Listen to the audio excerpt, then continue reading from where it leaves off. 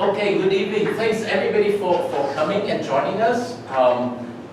This is the very first time we meet, okay? So I don't know how you found us, but I'm happy you found us. We are setting up, this is called LeanAgile Insights, and we are setting this up as a community for people to join, connect, know each other, and learn from each other and share what you know.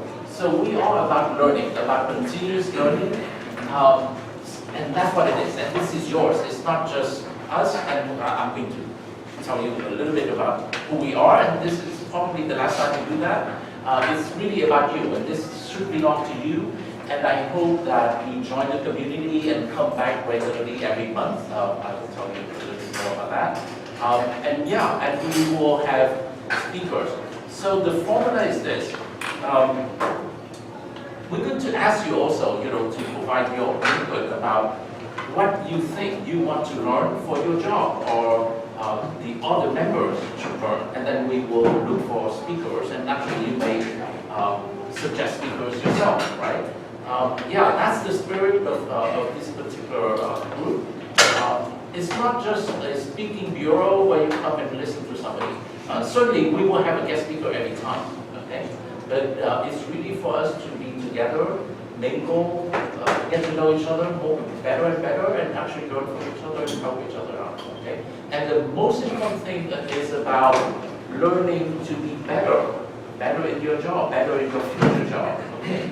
So I'm going to distribute this also. I'm going to talk about this a little bit, and I give it out to you. This is a reminder who we are. So the top here, the top part says, LeanAgile Insights is a free meetup and a community for us to connect and learn and share. Okay, that's really what it is. And it has the meetup link, so you can go there. So please visit regularly. And we meet every third Tuesday of the month. 6:30 to 9, and here, okay, not necessarily in this room, it could be another room, but here on this there's no Wi-Fi there. And by the way, we always have food, and it's really important that you go online and register, because otherwise we won't have enough food. So far, we never hit that spot, but never know. I think it's crossed. So, and that's it. Okay, so the other thing I put here, why learning is always important. I put 3 charts here. This is from a study by McKinsey and Company. They studied, I think, a couple thousand companies, large companies for that matter, who do software. As you know, a lot of things nowadays involve technology, okay?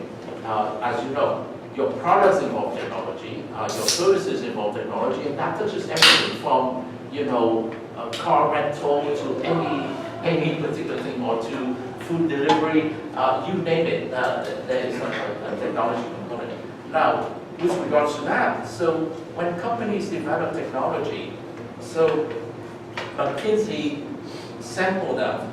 So the difference between the ones that don't perform too well and the ones that perform well, what is the difference? The difference is significant in terms of productivity, in terms of how much a person per week covers. The companies that do well are 3 times more productive than the other companies. So that's a significant amount, okay? So it's no joke here. And secondly, how fast can they get new releases of their product out onto the market? And that is 4 times faster. So, okay. And in terms of the quality of the product, how much defects is still in the product when they launch into the market? So that's 1/5 less defects for the ones that do well. So here it is. If your company is more productive, meaning the cost of the product is lower, and it comes out to market faster and with higher quality, otherwise it's going to be very painful. Okay, so we all need to keep learning and improving and getting better at it. And as you know, technology keeps changing also, it doesn't make it any easier. So continuous learning is absolutely key for all our future, for our jobs, our career. So, and that's what this is, right? So for you outside of your own work, to get together with people, maybe over time you see each other more and more, and then to learn from each other. So that's the spirit. So enjoy the food anytime. This is a very comfortable comfortable, friendly place. It's meant to be that way, even if it doesn't feel that way right off the bat, which we make sure it is. So my name is Hong, by the way, okay, and my partner in crime here is David Backyard. Please come up, David. Yeah, thank you all. As Tom said, we're hoping that this is initiation of a community of best practices. It's not going to be Meetup like any other Meetup. It's going to be with us. It's going to be, come on, man. Thank you, man. It's going to be for us, with us, and this is going to be what we want to get out of each other. So it's sharing the food, and that's sharing the food. And that's what we're hoping. And we'll do whatever possible to reach that goal. With that, a few housekeeping. We have every meetup we're going to have a board for those who are looking for a job and those who have job employment available. Please use your post-it on your table and use it. It's for us, it's community. The other one is takeaways. We are very heavy on what we want. You see, you guys are coming here for a couple of hours, probably 3 hours. You want something out of it. And we want to hear about that. With that in mind, what would you like? What is the topic of your interest for next meetup? You come up with your topics, and we'll do the most legwork of it. I will find somebody who is good at that topic that you want. I will find somebody who is expert at the topic that that interests you. Having said that, we wanted to have the first topic, and as you see, this is kind of broad, lean, agile, in large scale, small scale, whatever that makes work, and this is inside of it. This is your knowledge, you're again, sharing the food. That's why we have our first keynote speaker, Richard Bixler, have been involved in software and hardware. As you know, for a long time hardware was leading and software was lagging. Now it's the other way around. Software is moving like speed of light. And hardware developers, innovators are trying to come up with catching up. And that's what Richard has done. Oh gosh, his backpack is full of innovations and in both hardware and software, from Tandem. You remember, if you're as young as I am, you remember the parallel computing. He's been one of the initial engineers there, all the way to Cisco, and he's come up with fantastic tools and techniques that he's going to share with us. What he's going to share with us is a glimpse of what is accumulated. Richard, please.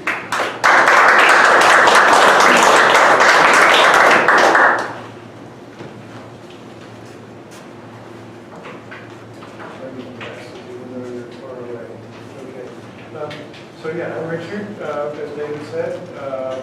I'm a system guy. I'm not an Agile guy. I'm no longer a hardware guy. I've done hardware design. I do software design every day for the tools that I work on. So I think I could say I'm a system guy and I'm a program manager. So let me just quickly find out. How many of you guys are program managers and managers? Okay, a bunch. How many of you have responsibility for both hardware and software? Okay, great. How many software developers? Okay, any hardware developers? Okay, sounds good. Okay, so the thing about being a program manager with systems is I run into different methodologies every day. Hardware guys generally do phase development. Software guys are more and more agile, although I run into people, especially at low-level software, who don't want any methodology at all. I work deeply with operations folks who don't really use the development process. It's more of a continuous operation. So, yeah. In the spirit of learning, I saw a lot of hands didn't go up at all, so it might be worth exploring who else is in the room. I, for example, am a product manager primarily, rather than a program manager, so a quite different role, but I'm kind of curious who else might be in here. Consultant. Sorry? Consultant. Consultant? Product manager. Yeah, software product manager. No finance guy? Any other uncategorized?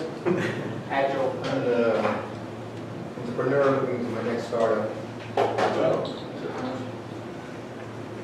Yeah, my background is hardware, but I've been doing software, internet-related products and programs for the past 20 plus years. I'm not that old though, by the way.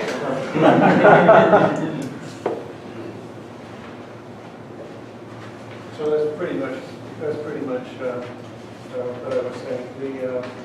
So the topic I find that was of interest here for me was there's interdependencies to be resolved between hardware that's being developed with the phase methodology and software that's either agile or no methodology. That's basically what I'm going to talk about.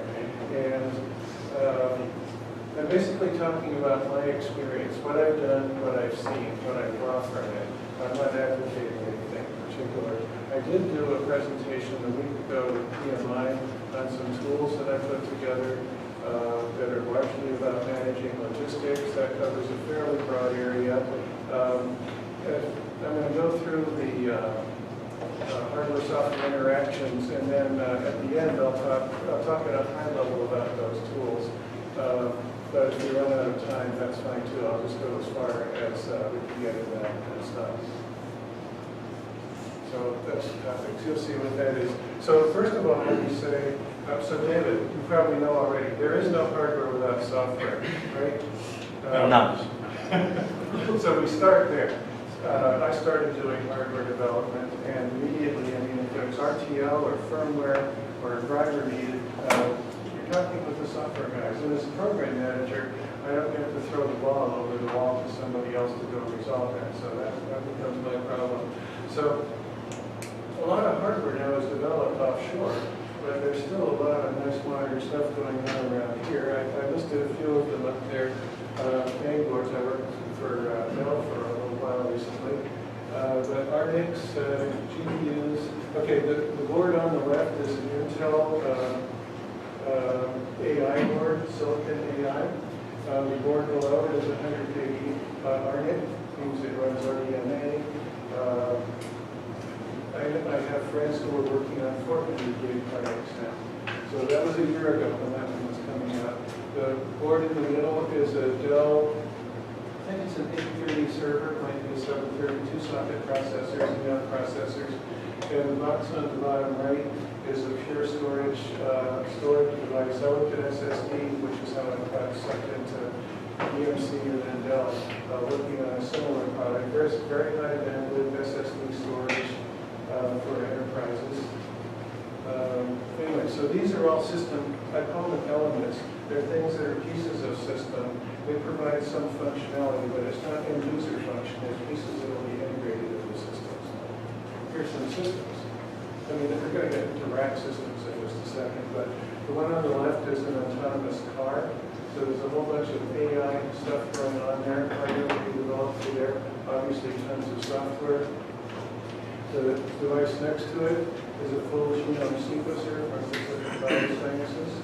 Those guys actually use a semiconductor process to develop some of the underlying DNA sequencing to cut up the DNA. But anyway, hardware, software, and chemicals there. The odd-looking thing there is a surgical robot. I recently had some medical work, and I have one of those things. But anyway, pretty amazing stuff. And then the thing on the far right is a telepresence system. I worked on that one in particular at Cisco. But having meetings like this where you're virtualizing conference rooms. So they moved all of that stuff to Oslo. Anyway, then, so those are systems with end user functionality. There's another whole class of things that I sort of expected a lot of people coming to a natural discussion would be working on, which is pure software work. And even there, I I believe there is a bunch of hardware dependency, at least on systems, even if we don't include the development of the systems themselves in the development of collaboration or an analytics thing or something like that. Somebody is working on provisioning systems to handle the load when it goes into commercial production. So there's some dependencies there. And sometimes there are specific dependencies like rolling out the pure storage or something like that for database indexing or something like that. So anyway, yeah, there is no hardware without software dependency. There is sometimes software without a lot of hardware dependency, but even there's some dependency. You just have to remember. Okay, so I want to talk first about some hardware. So this is a sketch of a hardware development program. This is for a chassis.